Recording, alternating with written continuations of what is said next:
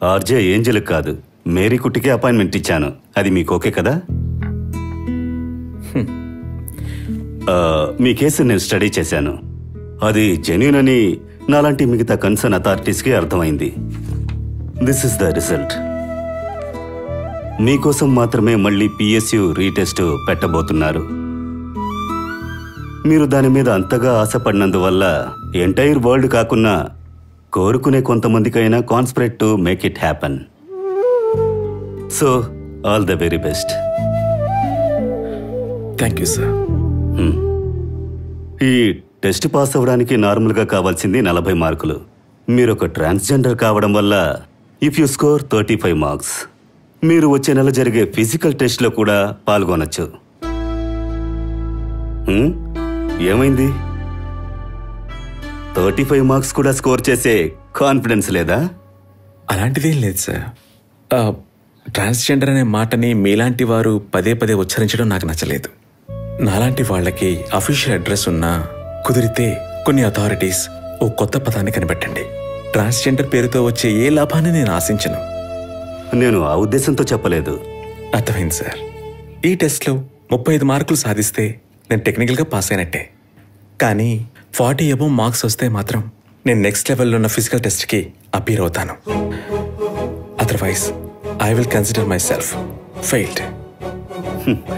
అంత అహంకారం కావాలా? కావాలి. గుడ్.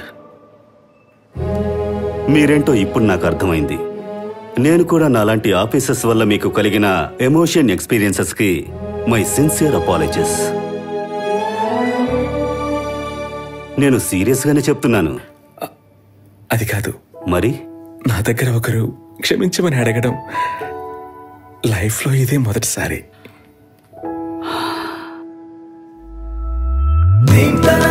సిఏ గారు ఫోన్. సిఏ గారు. సార్, సరిపోద్ది సార్. 2 రోజుల టైం ఇవ్వండి సార్. ఓకే. ఏం కావాలని మహదేవన్ గారు చెప్తున్నారు? ఏదైనా మనం డిసైడ్ చేద్దాం.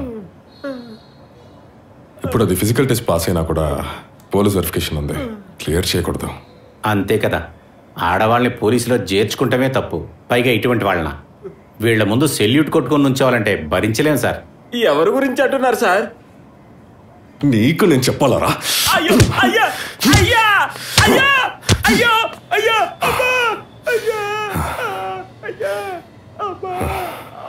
సార్, ఒకసారి గంజా కేసులు పట్టిస్తే దాంట్లోంచి తప్పించుకోవడం కష్టమేగా. ఇంతకంటే మనం ఏం చేయలేం. ఒక కేసు వేయడానికి పోలీసు వారికి కష్టమయ్యంటే, కానీ ఇది ఇలాగే ఉండకూడదు. ఏది ఇలా ఉండకూడదు? నువ్వు నోరు మూసుకొని ఉండరా. నీకు ఇచ్చిన డోస్ చాలదా?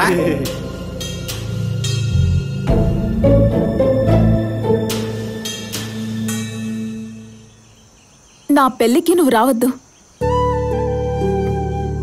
రాను. నాకు ఇలాంటి అన్నయ్య ఉన్నాడని మా మామగారి ఇంట్లో తెలిసింది. అయినా కూడా వాళ్ళ ఈ పెళ్లి కొప్పుకోవటం వాళ్ళ గొప్పతనం అనుకుంటాను. కానీ లైఫ్ లాంగ్ నువ్వు నాకు ఒక ప్రాబ్లమే. ఈ నరకం నాకు తప్పదు కదా. ఇలా ఆలోచించొద్దని నేను చెప్పాను కదా పాప.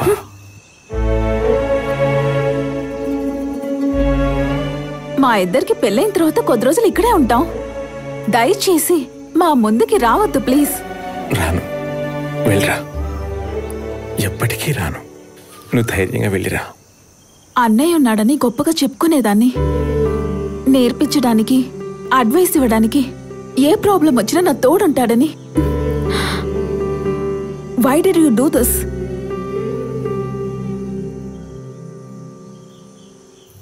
అది ఏదో ఒక రోజు నీకు అర్థమవుతుంది అనుకుంటా. ఆ రోజు అన్నయ్యగా ఈరోజు నీకు నీ హస్బెండ్ ఇచ్చే సపోర్ట్ కన్నా నీకు అవసరమైన దానికోసం నీకు నువ్వు ఇచ్చుకున్న సపోర్టే. Be yourself. Be by yourself అని.